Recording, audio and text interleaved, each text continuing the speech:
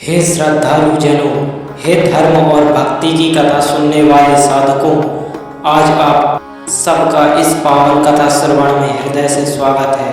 आज हम किसी साधारण पर्व की चर्चा नहीं कर रहे हैं। आज हम उस अग्नि की कथा कहने जा रहे हैं जिसमें अहंकार जला, अधर्म भस्म हुआ और भक्ति अमर हो गई। आज की यह कथा है होलिका दहन की। वह रात्रि जब अग्नि ने न्याय किया, जब ईश्वर ने बिना प्रकट हुए भी अपने भक्त की रक्षा की और जब यह सब सिद्ध हो गया कि संसार की कोई भी शक्ति भगवान की भक्ति से बड़ी नहीं है। फाल्गुन मास का यह समय स्वयं शास्त्रों में अत्यंत पवित्र माना गया है। यह वह संधि काल है जब शीत ऋतु अपने चरण समेटती है और बसंत का आगमन होता है। प्रकृति के इस परिवर्तन के साथ साथ मनुष्य के भीतर भी परिवर्तन की आवश्यकता होती है।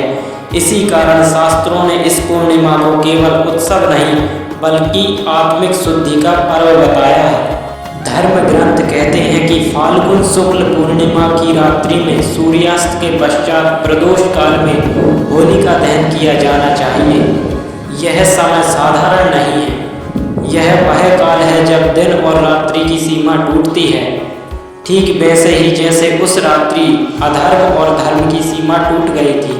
भद्रा काल में इस दहन को निषिद्ध बताया गया है, क्योंकि भद्रा को राक्षसी प्रवृत्ति का प्रतीक माना गया है। शास्त्र स्पष्ट कहते हैं, अधर्म की छाया में किया गया कोई भी धार्मिक कर्म फल नहीं देता। अब चलिए इस पर्व की जड़ में छिपी उस कथा की ओर, जो केवल इतिहास नहीं बल्कि चेतना का सत्य है। प्राचीन काल में असुर वंश में एक राजा उत्पन्न हुआ जिसका नाम था हिरण्यकश्यपु। उसने घोर तपस्या करके ब्रह्मा जी को प्रसन्न किया और ऐसे ऐसे वरदान प्राप्त किए जिनसे वह स्वयं को अजय मान बैठा। वह दिन में ना रात में मारा जा सकता था, ना घर के भीतर ना बाहर, ना किसी अस्त्र से ना शस्त्र से, ना मनुष्य से ना पशु से। यह वरदान उसे सुरक्षा देने के लिए नहीं था बल्कि उसकी परीक्षा के लिए था। किंतु अहंकार में डूबे असुर ने इसे अपनी अमरता का प्रमाण मान लिया। धीरे धीरे उसका अहंकार इतना बढ़ा कि उसने देवताओं का तिरस्कार करना आरंभ कर दिया। यज्ञ बंद करवा दिए गए, भगवान विष्णु की भक्ति पर प्रतिबंध लगा दिया गया और प्रजा को आदेश दिया गया कि वही ईश्वर है, वही पूज्य है। शास्त्र कहते हैं कि जब मनुष्य स्वयं को ईश्वर मानने लगे, उसी क्षण उसका पतन निश्चित हो जाता है। इसी असुर के घर एक दिव्य बालक का जन्म हुआ। उस बालक का नाम था प्रहलाद। यह कोई साधारण जन्म नहीं था। गर्भावस्था में ही उसकी माता को नारद जी ने भगवान नारायण की भक्ति का उपदेश दिया था। वही उपदेश उस बालक के हृदय में अंकित हो गया। जन्म लेते ही उसका मन भगवान विष्णु में रम गया। प्रहलाद खेलता तो नारायण का नाम लेता, बोलता तो नारायण का गुणगान करता। गुरुकुल में जब उससे पूछा गया कि संसार में सबसे श्रेष्ठ क्या है तो उसने कहा, भगवान की भक्ति। यह उत्तर हिरण्यकश्यपु के कानों तक पहुंचा और उसके भीतर क्रोध की ज्वाला भड़क उठी। एक पिता जो स्वयं को ईश्वर मान बैठा था, अपने ही पुत्र की भक्ति से भयभीत हो गया। उसने प्रहलाद को समझाने का प्रयास किया, डराया धमकाया, परंतु शास्त्र कहते हैं जिसका आश्रय नारायण हो उसे कोई भय नहीं होता। प्रहलाद ने स्पष्ट कहा कि वह अपने पिता का सम्मान करता है, पर ईश्वर केवल विष्णु ही हैं। यहीं से आरंभ हुआ वह संघर्ष जो अंततः होलिका दहन की अग्नि तक पहुंचा। हिरण्यकश्यपु ने प्रहलाद को मारने के अनेक प्रयास किए। कभी ऊंचे पर्वत से गिरवाया गया, कभी विष दिया गया, कभी सर्पों के बीच छोड़ा गया। हर बार भगवान ने अपने भक्त की रक्षा की। यह सब वर्णन श्रीमद् भागवत पुराण के 7वें स्कंद में विस्तार से मिलता है। अंततः हिरण्यकश्यपु ने अपनी बहन होलिका को बुलाया। होलिका को यह वरदान प्राप्त था कि वह अग्नि में नहीं जलेगी। योजना बनी कि प्रहलाद को उसकी गोद में बैठाकर अग्नि में प्रवेश कराया जाए। असुरों को विश्वास था कि आज विष्णु भक्त का अंत हो जाएगा। फाल्गुन पूर्णिमा की वह रात्रि थी। अग्नि सजाई गई, लकड़ियां एकत्र की गईं, मंत्रोच्चारण हुआ, पर वह मंत्र धर्म के नहीं अहंकार के थे। होलिका प्रहलाद को अपनी गोद में लेकर बैठ गई। प्रहलाद के मुख पर भय नहीं था, केवल नारायण का नाम था। जैसे ही अग्नि प्रज्वलित हुई, वही हुआ जो शास्त्रों में लिखा है। वरदान का दुरुपयोग करने वाली होलिका जलने लगी और भक्त प्रहलाद अग्नि के बीच भी सुरक्षित रहा। यह कोई चमत्कार नहीं था, यह धर्म का स्वभाव था। यह कथा विष्णु पुराण में भी प्रमाण सहित वर्णित है। यहीं पर होलिका दहन का वास्तविक अर्थ प्रकट होता है। यह केवल होलिका का जलना नहीं था, यह उस प्रवृत्ति का अंत था जो स्वयं को ईश्वर समझ बैठती है। यहीं से यह पर्व आरंभ होता है। जब होलिका की देह अग्नि में भस्म हो गई और प्रहलाद उसी ज्वाला के मध्य सुरक्षित खड़ा रहा, उस क्षण केवल असुरों की योजना विफल नहीं हुई थी, बल्कि यह सिद्ध हो गया था कि ईश्वर की व्यवस्था किसी वरदान, किसी शक्ति या किसी छल से नहीं बदली जा सकती। शास्त्र कहते हैं कि जिस अग्नि को होलिका अपना रक्षक मान रही थी, वही अग्नि उसके लिए दंड बन गई, क्योंकि उसने उस वरदान का उपयोग अधर्म के लिए किया था। और वही अग्नि प्रहलाद के लिए शीतल बन गई, क्योंकि वह ईश्वर की शरण में था। यही होलिका दहन का मूल सत्य है। यह कथा यहीं समाप्त नहीं होती। होलिका दहन के बाद भी हिरण्यकश्यप का अहंकार समाप्त नहीं हुआ। उसने इसे एक दुर्घटना माना, ईश्वर की चेतावनी नहीं। शास्त्र बताते हैं कि अहंकार की सबसे बड़ी पहचान यही है कि वह चेतावनी को भी अपमान समझता है। प्रहलाद को अग्नि से जीवित निकलते देख हिरण्यकश्यप और अधिक क्रोधित हुआ। उसने सभा में प्रहलाद से प्रश्न किया, यदि तुम्हारा भगवान सर्वत्र है तो क्या वह इस स्तंभ में भी है?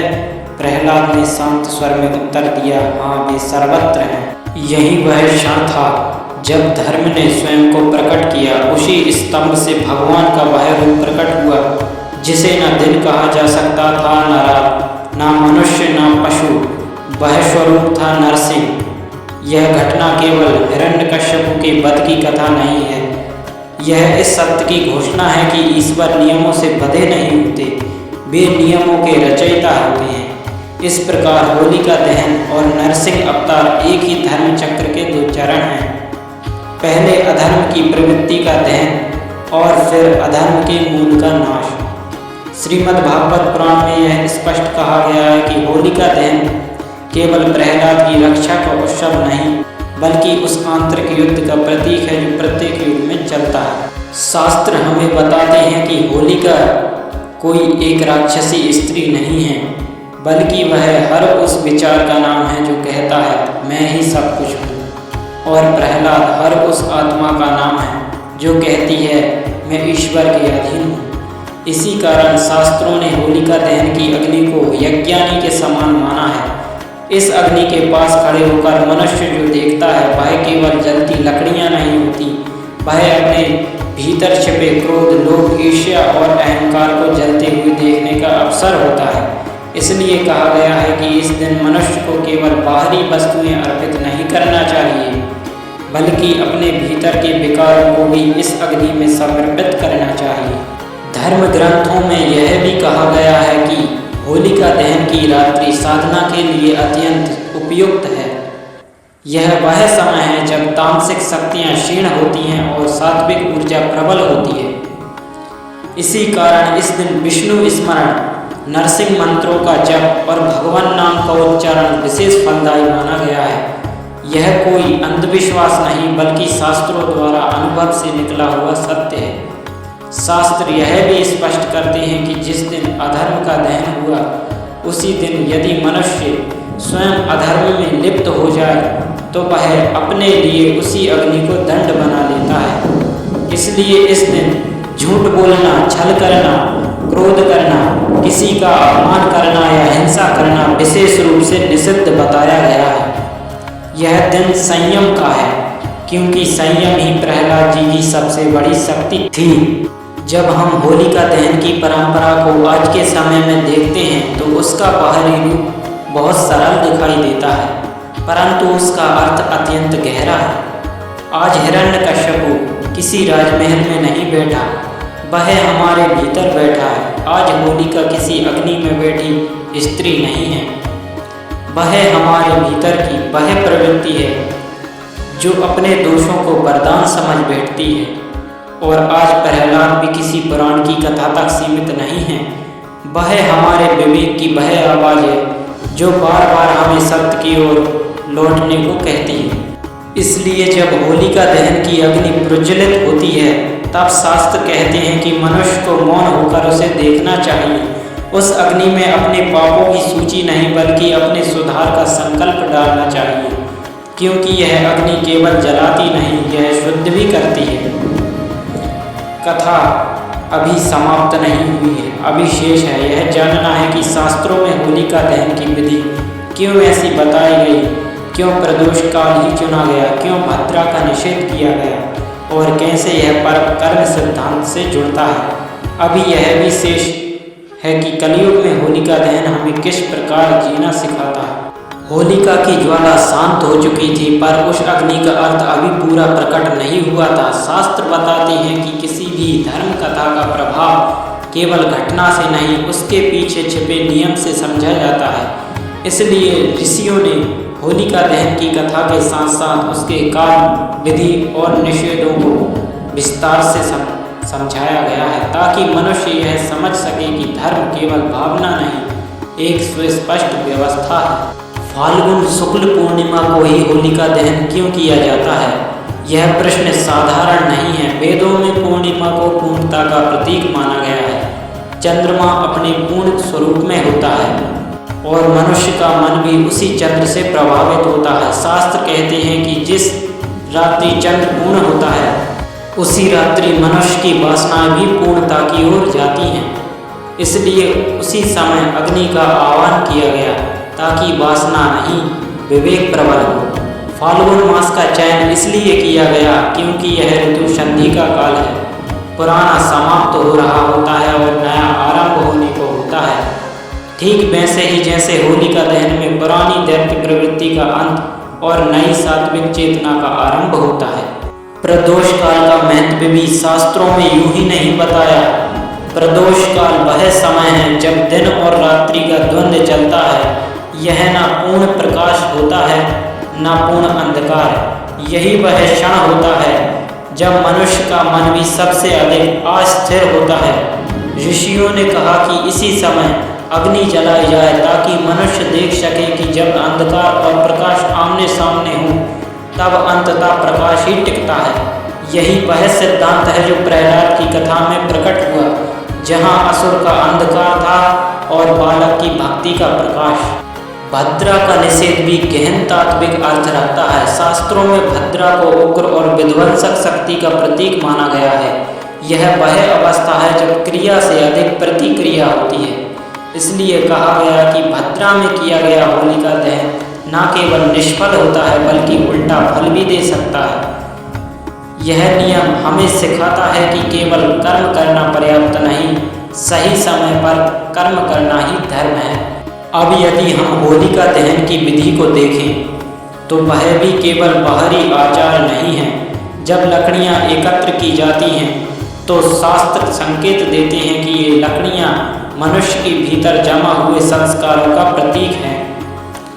सूखी लकड़ी उस क्रोध की तरह होती है जो भीतर ही भीतर सुलगता रहता है। हरी लकड़ी उस लोभ की तरह होती है जो दिखने में जीवन से हरी हरी लगती है पर अंततः अग्नि में जल जाती है। जब इन सब को एक साथ अग्नि में अर्पित किया जाता है तब वास्तव में मनुष्य अपने भीतर के अनेक स्तरों को एक साथ त्यागने का संकल्प करता है। होलिका दहन के समय परिक्रमा करने की भी प्रतीकात्मक परंपरा है। शास्त्र कहते हैं कि परिक्रमा का अर्थ है अपने जीवन को धर्म के चारों ओर घुमाना।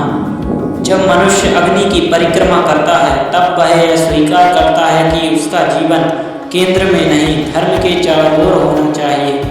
यही कारण है कि परिक्रमा श्रद्धा, मौन और संयम के साथ करने का विधान है। इस रात्रि में मंत्रोच्चारण का भी विशेष महत्व बताया गया है। विष्णु मंत्रों का जप इसलिए बताया गया है क्योंकि प्रहलाद की रक्षा विष्णु तत्व से ही हुई थी। नरसिंह का रूप स्मरण इसलिए फलदायी माना गया है क्योंकि वह रूप न्याय का नहीं, करुणा का चरम स्वरूप है। जहाँ दंड अधर्म को मिलता है पर भक्त को भय नहीं होता। यह शिक्षा शास्त्रों में बार बार दोहराई गई है कि ईश्वर का क्रोध भी भक्त के लिए रक्षा बन जाता है। शास्त्र यह भी कहते हैं कि इस दिन मौन रखना अत्यंत पुण्यकारी होता है। मौन केवल वाणी का नहीं मन का भी होना चाहिए, क्योंकि प्रहलाद की सबसे बड़ी शक्ति उसका मौन विश्वास था। उसने अपने पिता से तर्क नहीं किया, उसने केवल सत्य को जिया। यही कारण है कि होलिका दहन की अग्नि के पास खड़े होकर अधिक बोलने की नहीं अधिक देखने की परंपरा है। अब यदि हम कर्म सिद्धांत की दृष्टि से देखें तो होलिका दहन उसका प्रत्यक्ष उदाहरण है। हिरण्यकश्यप ने जो बीज बोया था अहंकार का, वही फल उसे मिला, विनाश का। होलिका ने जिस वरदान को अपने लिए ढाल समझा वही उसके लिए अग्नि बन गया, और प्रहलाद ने जिस भक्ति को अपना आश्रय बनाया वही उसके लिए कवच बन गई। शास्त्र कहते हैं कि कर्म कभी नष्ट नहीं होते, वे केवल समय की प्रतीक्षा करते हैं। होलिका दहन उस प्रतीक्षा के पूर्ण होने की रात्रि है। कलयुग में इस पर्व का महत्व और भी बढ़ जाता है। शास्त्रों में कहा गया है कि इस युग में बाहरी तप कम और आंतरिक संघर्ष अधिक है। आज मनुष्य जंगल में नहीं समाज में जीते हुए अपने भीतर के असुर से लड़ता है। इसलिए होलिका दहन देखने का पर्व नहीं आत्मनिरीक्षण का पर्व बन जाता है। जब अग्नि जलती है तब शास्त्र पूछते हैं, क्या तुम्हारे भीतर की होलिका भी जल रही है? यही कारण है कि ऋषियों ने इस पर्व के अगले दिन रंगों के उत्सव को रखा। पहले अग्नि द्वारा शुद्धि, फिर रंगों द्वारा उल्लास। पहले अधर्म का दहन, फिर जीवन का उत्सव। यह क्रम बताता है कि आनंद बिना शुद्धि के स्थायी नहीं हो सकता। जब तक भीतर की होलिका जीवित है तब तक रंग भी टिकाऊ नहीं होते। होलिका दहन की अग्नि को शास्त्रों ने केवल ज्वाला नहीं कहा, उसे साक्षी कहा है। वेदों में अग्नि को देवताओं का मुख कहा गया है। वह जो अर्पण को देवताओं तक पहुंचाती है और जो असत्य को छुपने नहीं देती। इसलिए होलिका दहन के समय अग्नि के सामने खड़े होकर जो भी संकल्प किया जाता है वह केवल मन की बात नहीं रहती, वह धर्म की कसौटी पर चढ़ जाता है। यही कारण है कि ऋषियों ने कहा, इस अग्नि के सामने कपट नहीं केवल सत्य टिकता है। अग्नि का यह साक्षी भाव होलिका दहन की कथा में प्रत्यक्ष दिखाई देता है। जब होलिका प्रहलाद को लेकर अग्नि में बैठी तब कोई देवता प्रकट नहीं हुआ, कोई शस्त्र नहीं चला, कोई युद्ध नहीं हुआ, केवल अग्नि ने अपना धर्म निभाया। उसने देखा कि कौन अधर्म के उद्देश्य से आया है और कौन भक्ति के आश्रय में। उसी के अनुसार उसने परिणाम दिया। शास्त्रों का यह सिद्धांत अत्यंत गहरा है। ईश्वर हर बार हस्तक्षेप नहीं करते, कभी कभी वे व्यवस्था को ही बोलने देते हैं। पुराणों में होलिका दहन को यज्ञ के समान इसलिए माना गया है क्योंकि यज्ञ का अर्थ केवल आहुति नहीं त्याग है। जब मनुष्य यज्ञ करता है तो वह कुछ छोड़ता है। होलिका दहन की रात्रि में जो जलता है वह केवल लकड़ी नहीं होती, वह प्रतीक होता है उन इच्छाओं का जो धर्म के विरुद्ध खड़ी हो जाती हैं। इसलिए शास्त्र कहते हैं कि यदि इस दिन मनुष्य केवल लकड़ी जलाए और भीतर से कुछ भी ना छोड़े तो दहन अधूरा रह जाता है। वेदों में यह भी कहा गया है कि अग्नि मनुष्य को मृत्यु का स्मरण कराती है। हर वह वस्तु जो अग्नि में पड़ती है नष्ट हो जाती है। यह नाश भय पैदा करने के लिए नहीं बल्कि विवेक जगाने के लिए है। होलिका दहन हमें स्मरण कराता है कि जिस देह पर हम गर्व करते हैं वह भी अग्नि से नहीं बच सकती, और जो बचता है वह है कर्म और भक्ति। प्रहलाद की देह नहीं उसकी भक्ति अमर हुई। यह संदेश शास्त्र बार बार दोहराते हैं। यही कारण है कि इस पर्व में शुद्ध आचरण करने पर इतना बल दिया गया है कि शास्त्र कहते हैं कि होलिका दहन की रात्रि में किया गया पाप सामान्य दिनों से अधिक फल देता है, क्योंकि उस समय अग्नि साक्षी है।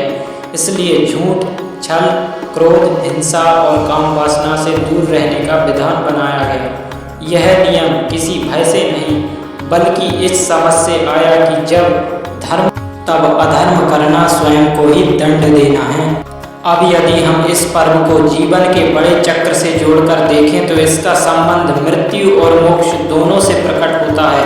होलिका दहन मृत्यु का प्रतीक है, पुराने का अंत और उसके अगले दिन रंगों का उत्सव जीवन का प्रतीक है, नए का आरंभ। शास्त्र कहते हैं कि जो मनुष्य मृत्यु के सत्य को स्वीकार कर लेता है वही जीवन को पूर्ण रूप से जी पाता है।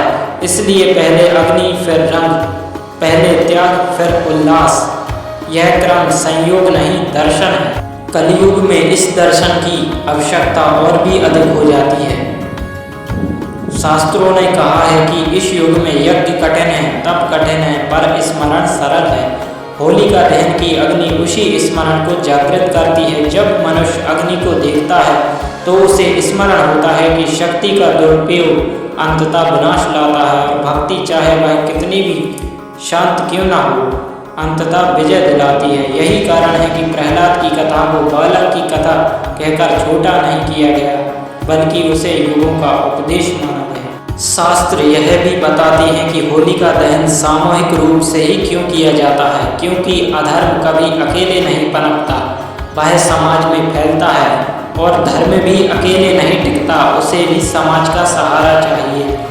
जब पूरा गांव, पूरा समुदाय एक अग्नि के चारों ओर एकत्र होता है तब वह केवल परंपरा नहीं निभा रहा होता, वह यह स्वीकार कर रहा होता है कि अधर्म के विरुद्ध यह संघर्ष व्यक्तिगत नहीं सामूहिक है। जब अग्नि शांत हो जाती है और राख बचती है तब भी कथा समाप्त नहीं होती। शास्त्रों में कहा गया है कि राख वैराग्य का प्रतीक है। जो जल चुका है उसकी राख पर गर्व नहीं किया जाता, वह स्मरण दिलाती है कि अंततः सब कुछ इसी में बदल जाता है। इसलिए कई स्थानों पर उस राख को मस्तक पर लगाने की परंपरा रही है। यह कहने के लिए नहीं है कि मैं नाशवान हूँ, पर मेरा लक्ष्य नाश नहीं मुक्ति है। यहीं पर होलिका दहन की कथा मनुष्य को मोक्ष की ओर संकेत करती है। प्रहलाद की भक्ति का फल केवल जीवन की रक्षा नहीं था, उसका फल था ईश्वर के चरणों में स्थिरता। शास्त्र कहती हैं कि सच्ची भक्ति मृत्यु से नहीं डरती, क्योंकि वह जानती है कि मृत्यु केवल देह का अंत है, आत्मा का नहीं। होलिका दहन की अग्नि यही सत्य बार बार सामने रखती है। कथा अभी अपने अंतिम उपदेश पर नहीं पहुंची है। अभी यह समझना शेष है कि होलिका दहन के बाद रंगों का उत्सव क्यों आया, उसका शास्त्रीय संबंध क्या है और कैसे यह पूरा पर्व मनुष्य को एक वर्ष के लिए नई दिशा देता है। अभी यह भी शेष है कि इस कथा का अंतिम संदेश क्या है, वह संदेश जो ऋषियों ने हमारे लिए छोड़ दिया। जब होलिका दहन की रात्रि समाप्त होती है और अग्नि राख में परिवर्तित हो जाती है, तब शास्त्र कहते हैं कि वास्तव में यहीं से पर्व का दूसरा चरण आरंभ होता है। यह दूसरा चरण किसी बाहरी उल्लास का नहीं, बल्कि उस शुद्धि का फल है जो अग्नि ने प्रदान की। ऋषियों ने कहा है कि बिना शुद्धि के आनंद क्षणिक होता है और शुद्धि के बाद आने वाला आनंद दीर्घकालिक होता है। इसी सिद्धांत के कारण अग्नि के बाद रंगों का उत्सव रखा गया, ताकि मनुष्य पहले अपने भीतर के भार को उतारे और फिर जीवन के रंगों को स्वीकार करे। वेदों में अग्नि और सोम का संबंध बताया गया है। अग्नि तप और शुद्धि का प्रतीक है, सोम उल्लास और रस का। होलिका दहन अग्नि का पर्व है और उसके पश्चात आने वाला उत्सव सोम का। यह क्रम बताता है कि जीवन में रस तभी टिकता है जब वह धर्म की अग्नि से होकर गुजरे। ऋग्वैदिक परंपरा में अग्नि को पहले देव के रूप में स्वीकार किया गया है, क्योंकि वही मार्ग प्रशस्त करता है। यही भाव यहाँ भी लागू होता है, पहले अग्नि फिर आनंद।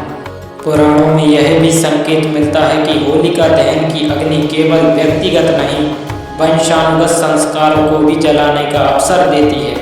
कई बार मनुष्य ऐसे दोषों को ढोता रहता है जो उसके नहीं, उसके पूर्वजों के कर्मों से जुड़े होते हैं। शास्त्र कहते हैं कि जब मनुष्य सामूहिक अग्नि के सामने खड़ा होकर संकल्प करता है, तब वह केवल अपने लिए नहीं, अपने कुल के लिए भी शुद्धि का मार्ग खोलता है। इसी कारण इस पर्व को पारिवारिक और सामाजिक दोनों रूपों में मनाने का विधान बना।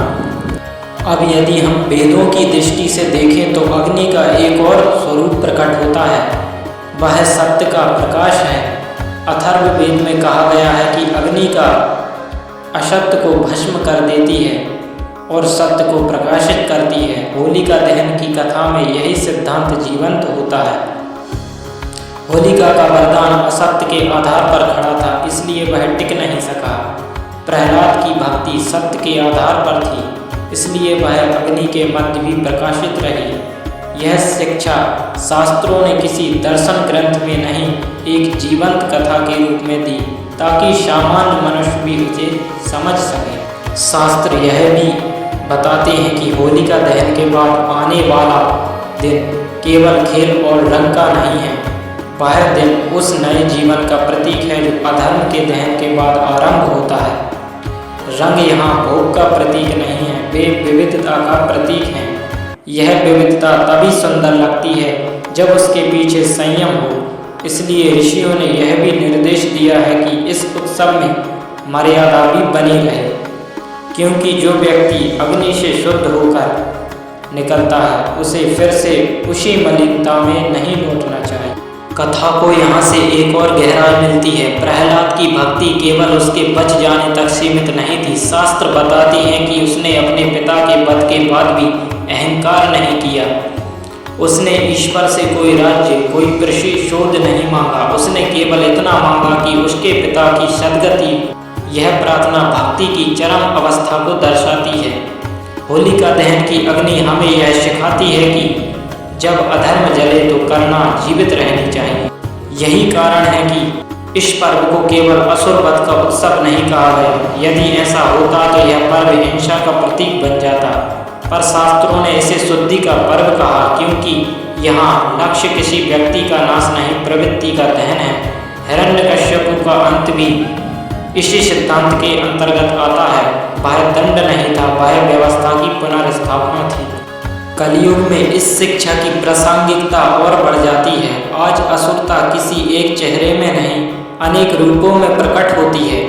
कभी वह अहंकार बनकर, कभी लालच बनकर, कभी दूसरों को नीचा दिखाने की प्रवृत्ति बनकर। होलिका दहन की कथा हमें स्मरण कराती है कि इन सब का अंत बाहरी संघर्ष से नहीं, बल्कि आंतरिक दहन से होगा।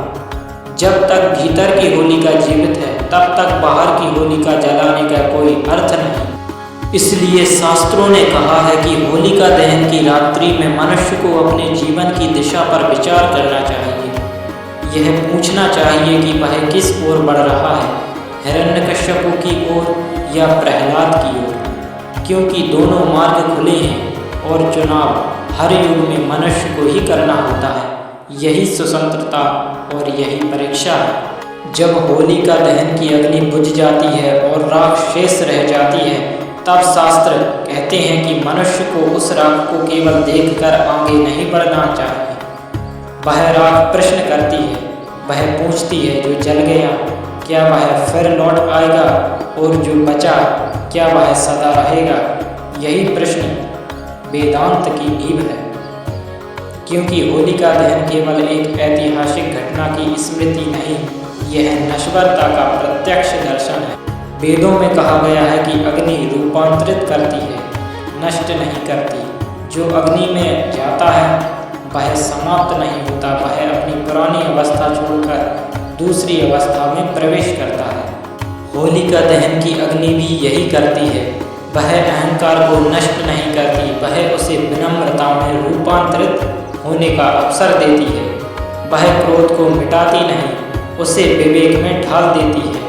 यह समझ अत्यंत सूक्ष्म है और शास्त्रों ने इसे कथा के माध्यम से इसलिए दिया ताकि यह केवल बुद्धि तक सीमित ना रहे, बल्कि हृदय तक पहुँचे। ऋषियों ने कहा कि होलिका दहन का वास्तविक फल तभी मिलता है जब उसके बाद मनुष्य अपने जीवन में एक सूक्ष्म परिवर्तन लाता है।